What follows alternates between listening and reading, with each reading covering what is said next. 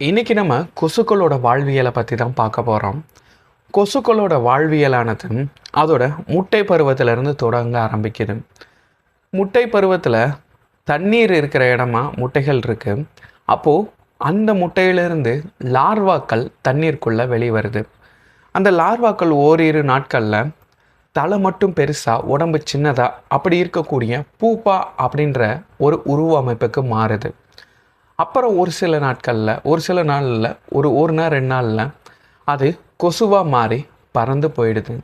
இப்படி கொசுவாக மாறி வெளிவந்த அந்த கொசுக்களில் ஆண் கொசுக்கள் இருந்துச்சுன்னா அது தாவரங்களில் இருக்கக்கூடிய பூக்களில் இருக்கக்கூடிய தேனை சாப்பிடுது, தாவரங்களோட சாறுகளை சாப்பிடுது.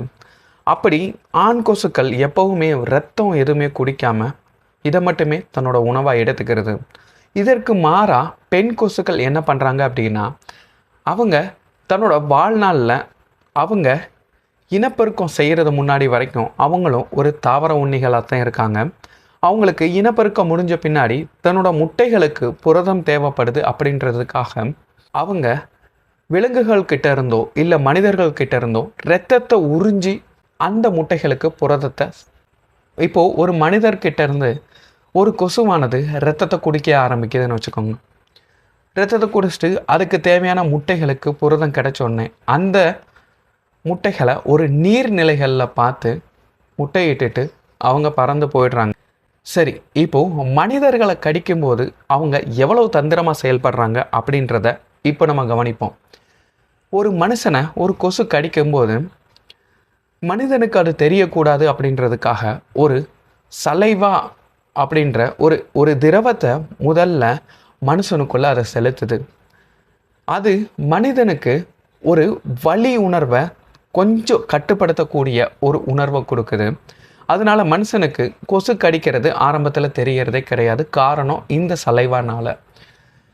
அப்புறம் இந்த சலைவா என்ன பண்ணுது அப்படின்னா, அந்த இடத்துல இருக்கக்கூடிய இரத்தத்தை உடனே உறைய விடாமவும் தடுக்குது. இதனால் ரத்தம் தங்கு தடை இல்லாமல் ஒரே ஃப்ளோவாக அந்த கொசுனால் உறிஞ்சிக்க முடியுது. இந்த சலைவா ஒரு சில மனிதர்களுக்கு அலர்ஜியை உண்டாக்கும், ஒரு சிலருக்கு ஒரு சின்ன வீக்கத்தை உண்டாக்கும், ஒரு சிலருக்கு அது அரிப்பை ஏற்படுத்தும், ஒரு சிலருக்கு அது எதுவுமே பண்ணாது. ஒரு 10 நாள்லேருந்து 1 மாதத்துக்குள்ளே ஒரு கொசுவோட வாழ்வானது முடிவடைஞ்சிடும். இதுதான் கொசுக்களோட வாழ்க்கை. இதில் மனிதர்களுக்கு கொசுக்கள் என்ன தீங்கு செய்யுது தன்னை அறியாமல் அப்படின்றத தான் இங்கே நம்ம பார்க்கணும். ஏன்னா எந்த ஒரு கொசுவும் நோய்களை பரப்புறது கிடையாது. கொசுக்கள் மூலமாக தான் நோய்கள் பரவுது. இதுக்கும் வித்தியாசங்கள் இருக்குது. இந்த உலகத்தில் மனிதர்கள் அதிகமாக எதனால் சாகுறாங்க அப்படின்னா கொசுக்கள் மூலமாக தான் சாகுறாங்க. வேறு எந்த ஒரு உயிர்னாலையும் மனிதர்கள் அதிகமாக சாகிறது கிடையாது. 2வது பிளேஸில் தான் மனுஷன் இருக்கான். அதாவது இந்த கொலை, சாதி வெறி அப்படின்னு சொல்லி மனிதனோட ஆதிக்கம் மூலமாக சாகிறது கொசுக்கள் கொள்கிற எண்ணிக்கையை விட கம்மி தான். கொசுக்கள் ஆண்டுக்கு தோராயமாக ஒரு 7 லட்சம் மனிதர்களை கொள்ளுது.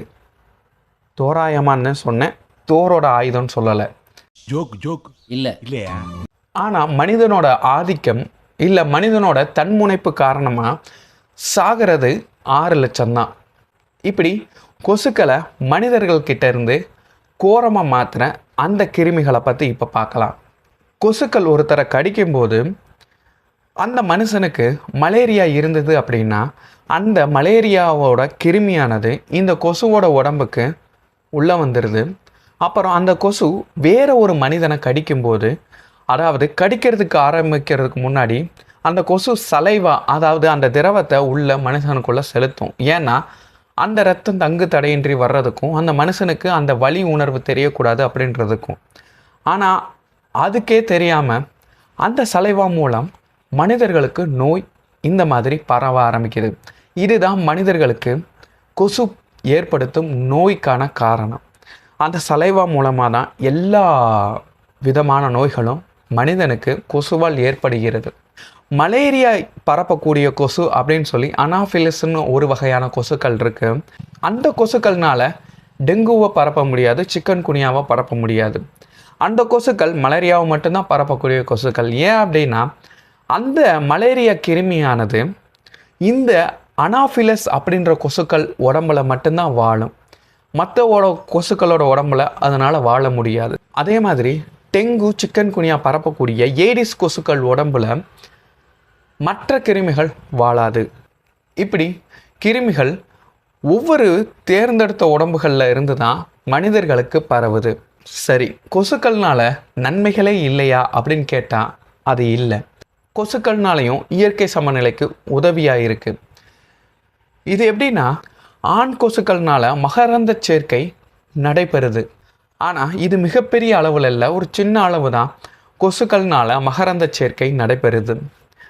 அப்புறம் கொசுக்களையே நம்பி வாழ்கிற, அதை சாப்பிட்டுட்டு உயிரோட வாழ்கிற பறவைகள் இருக்குது. இன்னும் சின்ன சின்ன உயிரினங்கள் இருக்குது. இந்த கொசு கடியை விட கொசு கடிக்கும்போது, அதை அடிக்கும்போது அது தப்பிச்சு போது பாரு, அந்த வலி இருக்கே. இரா எல்லாத்தையும் புகை போட்டு கொள்றேன். என்னடா உன் பாட்டுக்கு எல்லாத்தையும் புகையை போட்டு கொள்வேன்னு பேசிகிட்டு இருக்க? எல்லா கடிக்கிற கொசுவும் தனக்காக கடிக்கிறது இல்லை, தன்னோட முட்டைகளுக்கு புரதம் தேவைன்றதுக்காக தான் கடிக்குது.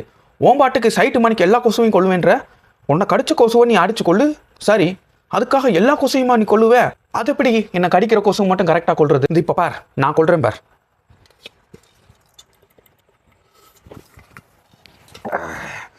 என்னடா பண்ற? இப்போ என்னை கடிக்கிற கொசுவெல்லாம் செத்து போகும். எப்படிடா சாகும்? நான் விஷம் குடிச்சிருக்கேன், இனி என்னை கடிக்கிற கொசுவெல்லாம் செத்து போகும்.